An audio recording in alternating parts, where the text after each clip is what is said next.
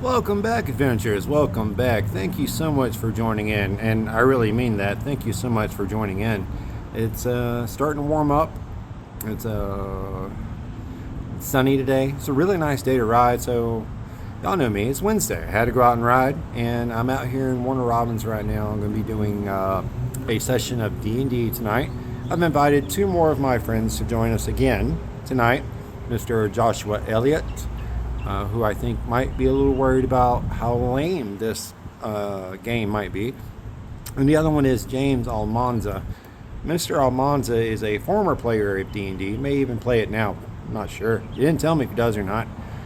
But he lives here in town, so I invited him to come out here and join me as well. I haven't played with him in quite some time, so it'd be nice to see him and hang out with him, and more of a quick high and by kind of situation. So I hope they show up. We'll find out, and I'll give y'all an after actions report. I actually still got to do one for last week, but that's neither here nor there.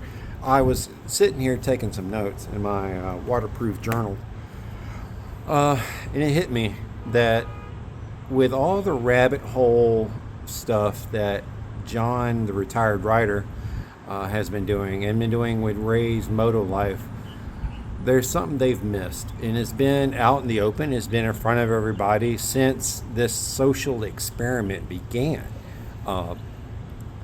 Back in 1982, when the social experiment was put into act, the question was presented to the public: what will you do for this? Better question, what will you not do? And of course, like most social experiments or trends, if you want to call them that, it exploded all across the U.S. You would hear people saying, this is what I would do. And then they would kind of show proof. Look how far I'm willing to go to get this one thing. I'm willing to put my life at risk just to get this thing. And that social experiment is still live to this day.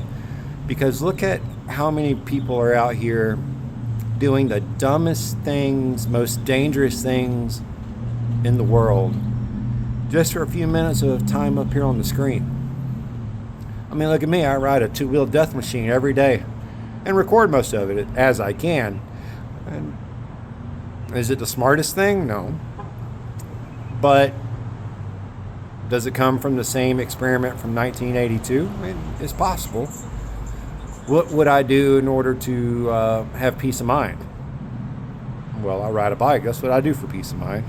And among other things, that's pretty much all. I mean, I'm only hunting out for peace, happiness, and helping each other out. I'm no longer looking for that thing. I'll take a thing if you want to give it to me, but I'm not going to perform some kind of trick or some stunt in order to get this thing. The thing isn't worth it. Even as the weather's heating up and the sun's out more, the thing could be pretty useful, but it only lasts so long. And honestly, I think I might give you $1.50 for a thing nowadays. I ain't gonna do anything else for it. Maybe $1.50, maybe $2. I don't know how much. Maybe $2. We'll say $2. $2, me lord, for it. And of course, guys, gals, ladies and gentlemen, creatures of all shapes and sizes, I apologize. I have yet to tell you what that thing was. What was driving the U.S. by force, making all these people make all these outlandish, wild claims that this is what they would do. Oh, and I apologize. I should have told you what it was, but it was the Klondike Bar. You know, what would you do for a Klondike Bar? No? I know some of you got to remember it. Think about what that did. How many of you went to your friends and said, well, I would do this for a Klondike Bar. I would do this for a Klondike Bar. Well, like I said, it's heating up. Sun's coming out. What would you do for a Klondike Bar, guys? Now that being said, what I will do is bring you up on an update from my friends, David and Cindy down at Forgotten Angels. They're doing really well, really well. Cindy just had another surgery last week, if I remember correctly. My time has been a little off since I've entered retirement, but uh, I hear everything is going real well. They have plans for future rides, for events, and I'm looking forward to getting down to Florida and putting my hands in the mud with them, doing some more to help them out. And that's Forgotten Angels, guys. And what Forgotten Angels do is they take the young men and women who have been aged out of the foster care system. Picture this. It's your 18th birthday, right? You're now a legal adult. Instead of celebrating with happiness and cheer, your 5 pairs of pants and 3 shirts are handed to you in a trash bag, and you're told to hit the road.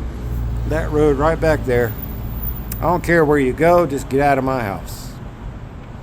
That's what happens to these young men and women on their 18th birthday. They become homeless. Hopelessly homeless, because they haven't been given the tools to pick themselves back up off the ground.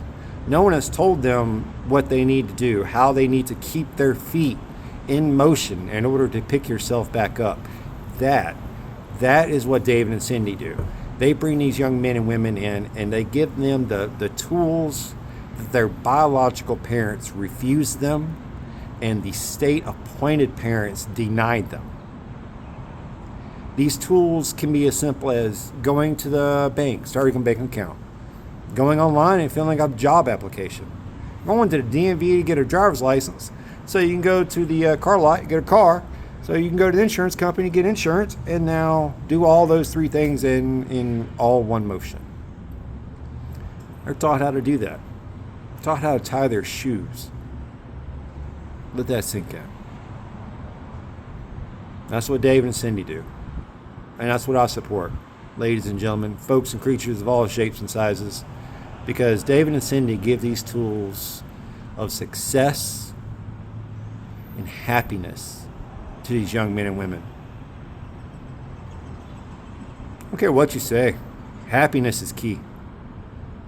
Dimes are dimes, nickels are nickels, and $100 is only $100. But happiness is worth way more than that, y'all. Let that sink in.